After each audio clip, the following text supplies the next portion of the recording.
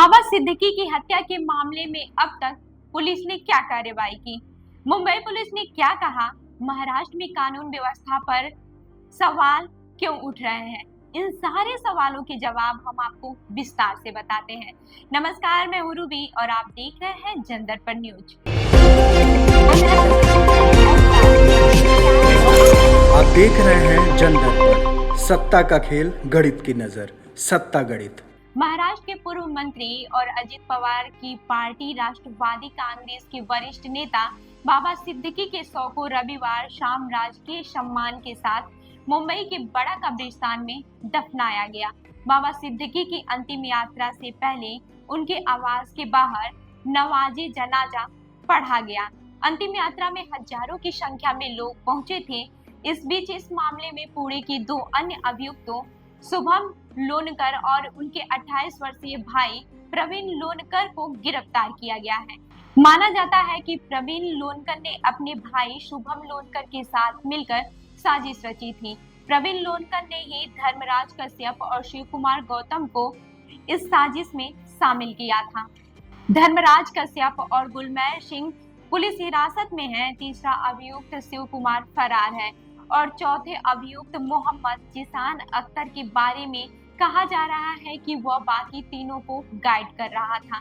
बाबा सिद्दीकी की शनिवार रात गोली मारकर हत्या कर दी गई थी, जिसके बाद से महाराष्ट्र में कानून व्यवस्था के ध्वस्त होने पर सवाल खड़े किए जा रहे हैं। अब आपको बताते हैं कि मुंबई पुलिस ने क्या कहा। एक प्रेस कॉन्फ्रेंस में मुंबई क्राइम ब्रांच के पुलिस उपायुक्त दत्ता नलावड़े ने कहा कि इस मामले में लॉरेंस बिश्नोई गैंग की भूमिका को लेकर भी जांच की जा रही है।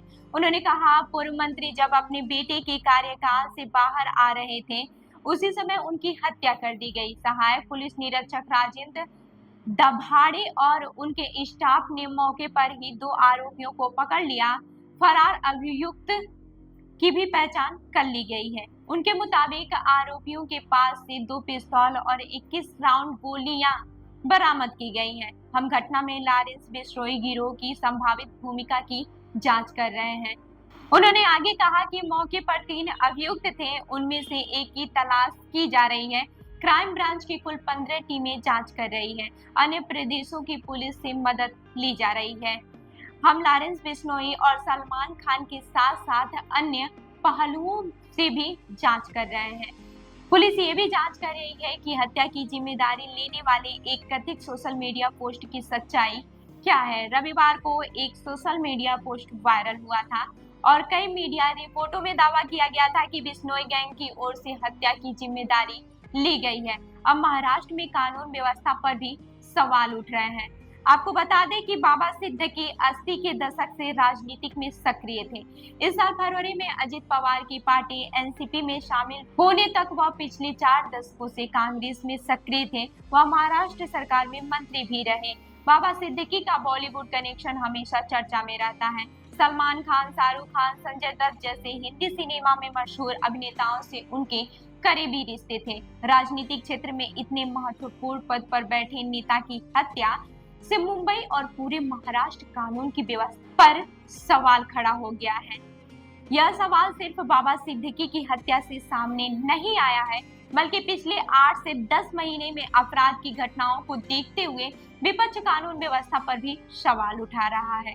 बाबा सिद्दीकी की हत्या के बाद महाराष्ट्र के विपक्ष दलों ने भी तीखे सवाल उठाए हैं और सत्ताधारी पार्टी की आलोचना की गई है। लोकसभा में विपक्ष के नेता राहुल गांधी ने भी बीजेपी सरकार पर हमला बोलते हुए कानून व्यवस्था के ध्वस्त होने की बात कही है, जबकि एनसीपी प्रमुख शरद पवार ने भी महाराष्ट्र में ध्वस्त कानून व्यवस्था पर चिंता जाहिर की है। विपक्ष ने गृह मंत्री के इस्तीफे की मांग की है।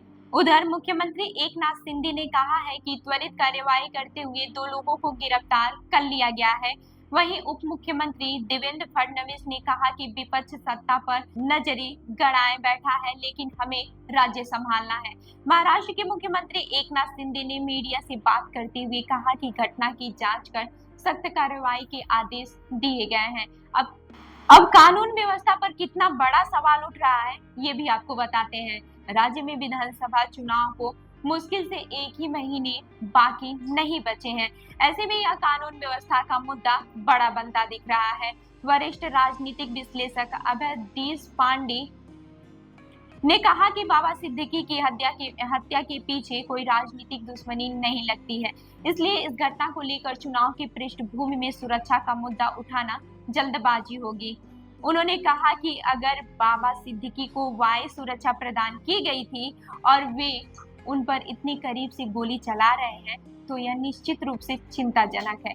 वहीं वरिष्ठ पत्रकार हेमंत देसाई सवाल करते हैं कि अपराध को खत्म करने के लिए कड़ी सुरक्षा का होना जरूरी है। हम ऐसी घटनाओं को बार बार और कुछ दिनों के भीतर होते हुए देखते हैं, तो यह कानून व्यवस्था के खराब होने के संकेत नहीं तो क्या है।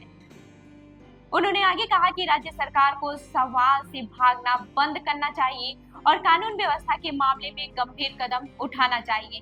पूर्व आईपीएस अधिकारी सुरदकर ने कहा कि पुलिस के लिए यह जरूरी है कि वह राजनीतिक दबाव में न आए और खुद को लोगों के प्रति जवाबदेह बनाए। उच्च पद पर आसीन पुलिस को अपने व्यवहार से यह संदेश देना चाहिए कि वे सुरक्षा के लिए इस सेवा में है, न कि नेताओं के लिए, जो अब नहीं होता दिख रहा है। इसलिए कानून व्यवस्था का मुद्दा बार बार उठता है। राजनीतिक विश्लेषक अभयदीश पांडे कहते हैं कि पिछले कुछ महीनों में राजनीतिक क्षेत्र में विवाद पैदा करने वाली घटनाएं दिख जाएंगी। राजनीति में दलों को आपराधिक पृष्ठभूमि वाले व्यक्तियों को शामिल करना एक चिंतनीय मुद्दा है। बिना दंड की सख्ती की राजनीति नहीं होती है। बढ़ता अपराध इस बात का संकेत है। तो इस खबर पर क्या है आपका कहना, हमें जरूर बताएं। मैं हूं रूबी आपके साथ और आप देख रहे हैं जनदर्पण न्यूज। धन्यवाद।